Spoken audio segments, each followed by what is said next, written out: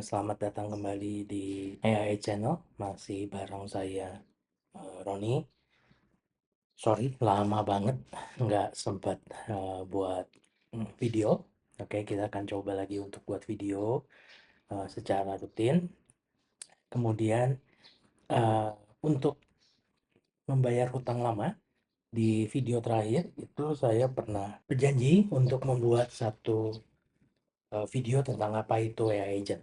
Oke, nah kita akan bicarakan tentang apa itu AI Agent di video kali ini.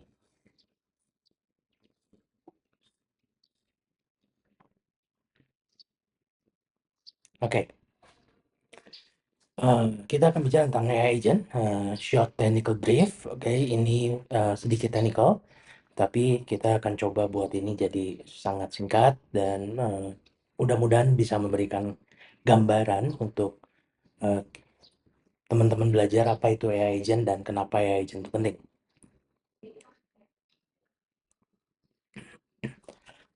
Jadi yang pertama apa itu AI Agent? AI Agent adalah satu perangkat lunak yang mampu menerima input, dalam hal ini perception, mengambil tindakan action, kemudian belajar dari pengalaman dari tindakan dan persepsinya tadi untuk mencapai tujuan tertentu. Apa itu input atau perception? Itu bisa aja dia teks, gambar, atau data sensor. Itu adalah persepsi yang diberikan pada AI-nya. Kemudian dari persepsi itu dia harus membuat satu keputusan untuk memilih keputusan berdasarkan tujuan atau reward yang diberikan untuk mereka. Dan yang menariknya decision making ini tidak butuh bagi manusia untuk memberikannya, tapi dia harus mampu untuk membuat keputusan ini secara independen. Kemudian dari setiap decision making yang dia buat dan kemudian dari persepsi yang dia punyai, dia harus mampu untuk belajar untuk meningkatkan kinerjanya seiring dengan banyaknya data atau persepsi yang masuk ke dalam AI tersebut. Contoh penerapan aktualnya dari AI agent ini adalah tentang virtual assistant. Ini sering kita kita pakai sekarang. Normal banget sekarang kita punya punya virtual assistant, kita punya Siri atau punya Alexa atau Google gitu ya. Dia menangkap suara dan kemudian merespon dari suara itu apa yang kita inginkan. Yang kedua yang sering dibuat sebagai contoh adalah rekomendasi sistem, di mana dia menyajikan rekomendasi produk berdasarkan riwayat browsing atau riwayat pembelian dari orang tersebut. Ini banyak dipakai di industri e-commerce contohnya. Kemudian self-driving cars itu mengambil keputusan mengemudi secara optimal berdasarkan data dari sensor-sensor yang ada di sekitar eh, mobil tersebut gitu. Jadi kalau kita ngelihat seperti ini, AI agent itu sebenarnya sudah banyak dan mulai masuk ke dalam bisnis dan personal kita, disadari atau enggak. Nah, jadi struktur AI agent itu seperti apa? Struktur AI agent itu seperti hal berikut gitu. Yang pertama, AI agent ini harus mempunyai kemampuan untuk membuat keputusan. Kemudian keputusan itu berdasarkan sensor atau input yang diberikan. Jadi, semua yang dari environment itu akan masuk ke dalam sensornya, oke. Kemudian mereka mempunyai tools atau resources yang dipakai untuk mengambil keputusan tersebut, dan dia punya goals atau reward yang akan memberitahu dia bahwa keputusan ini benar atau salah, diinginkan atau tidak diinginkan. Kemudian action apa yang akan diambil. Nah, jadi kalau kita lihat ini adalah building block dari satu AI agent. Kemudian dari building block itu, kita mempunyai AI agent life cycle. Apa itu AI agent life cycle?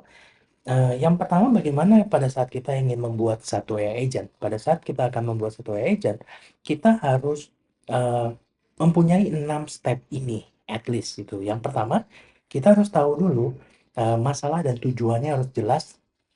Nggak bisa kita membuat satu AI agent uh, yang kabur, mau ngapain gitu. Tentukan dulu masalahnya, tujuannya jelas.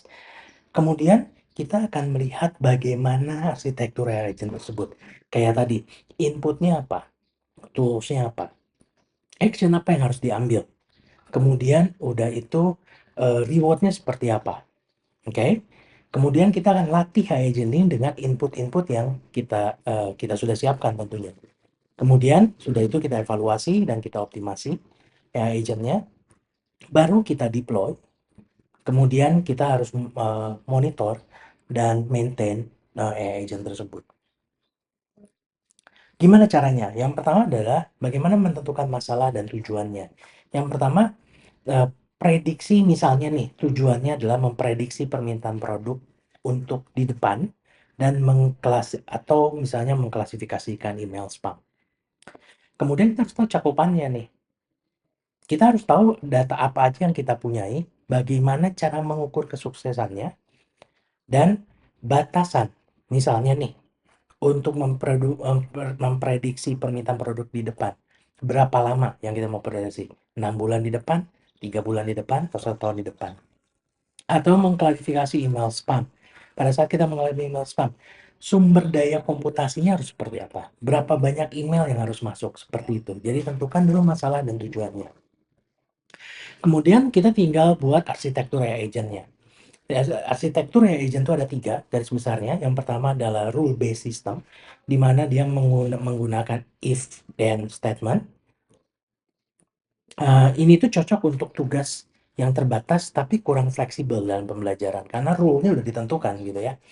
Kemudian machine learning model, belajar pola dari pola dalam menggunakan data. Misalnya decision tree, neural network, teman-teman bisa bisa belajar itu. Atau reinforcement learning agent, di mana belajar melalui trial and error. Sesudah kita boundariesnya tahu, sesudah kita tujuannya tahu, dan kita serahkan ke agent untuk belajar sendiri. Dan di mana dia tahu belajarnya untuk apa, dia akan mendapatkan reward untuk tindakan yang baik yang kita sudah klasifikasikan. Yang step ketiga adalah latih AI agent-nya. Dilatihnya dengan cara gimana? Kita bisa dengan cara supervised learning, dengan cara unsupervised learning, atau dengan reinforcement learning. Pada saat kita lakukan dengan supervised learning, itu dilatih dengan contoh. Jadi contohnya udah kita kasih dan kita udah label. Kemudian udah gitu ya udah, kamu belajar dari sini. Gitu. Terus unsupervised learning mencari pola tersembunyi dalam data yang nggak ada labelnya. Ini membutuhkan satu set algoritma dengan contohnya dengan clustering gitu ya. Terus reinforcement learning, belajar melalui feedback, reward, dan punishment dalam sebuah environment yang dijaga. Jadi cara melatih agent ini sama dengan kayak kita melatih atlet atau melatih orang yang baru kerja. Oke. Kemudian evaluasi dan optimasi. Gimana caranya? Yang pertama yang paling gampang biasanya dengan metode evaluasi umum, yaitu kita akan lihat bagaimana akurasinya, precision recall-nya untuk misalnya tas-tas yang sudah kita klasifikasikan tadi. Atau dengan cara MSE, MAE untuk regression, tasnya jenis regression. Atau reward curve untuk reinforcement learning. Teman-teman bisa bisa lihat nanti video ini, kemudian tinggal masuk ke Google, tinggal cari aja itu udah banyak dokumentasi tentang hal ini. Kemudian tips optimalisasinya seperti apa? Optimization tipsnya kadang-kadang gini, dengan kita mengubah hyperparameter saja, itu udah cukup. Contohnya, learning rate-nya, jumlah layer-nya, itu udah cukup. Atau kalau kita bicara dengan LLM, dengan kita melakukan tuning di temperaturnya, di gamanya, di tetanya udah cukup. Atau bisa juga tipe optimalisasinya dengan ngelihat, oh kayaknya ini kurang banyak nih belajarnya. Jadi kita harus lebih banyak lagi data. Atau kita bisa melihat, oh datanya kayaknya kurang bersih. Kita bersihkan dulu datanya. Atau kita coba berbagai arsitektur model. Dari mana kita tahunya? Dari hasil evaluasi. Oke, pada saat kita lihat akurasi, precision recall-nya, buruk kemungkinan besar yaitu akan diberikan untuk hal-hal yang seperti itu. Kemudian deploy. Pada saat deploy kita akan lihat di mana opsi deployment-nya. Oke. Terus local deployment-nya dijalankan di server atau di komputer lokal. Kita bisa pakai cloud, kita bisa pakai edge deployment untuk IoT. Pertimbangan pentingnya ada di scalability, security-nya, dan performance monitoring-nya. Terus monitoring sama maintain-nya itu yang pertama ya udah pasti pantau kinerja menggunakan dashboard atau log, itu udah pasti. Kumpulkan feedback dari pengguna, kita bisa bikin form kumpulkan feedback-nya.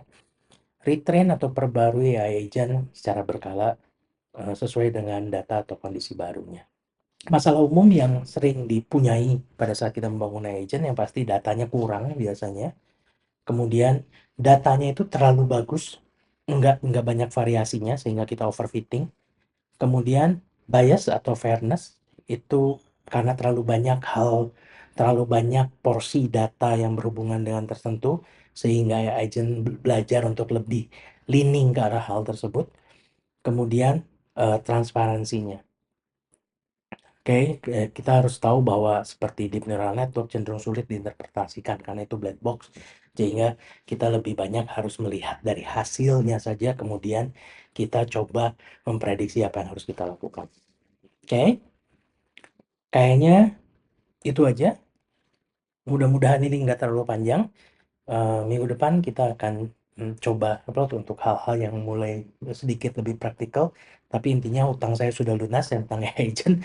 Eh, Anda bisa dengar lagi, baca lagi, ngulang lagi dari awal. Kemudian apa yang bisa Anda lakukan, Anda bisa tanya ke ChatGPT, Anda bisa lihat di Google untuk bagaimana membuat AI agent, tapi frameworknya, kerangkanya Anda sudah ketahui.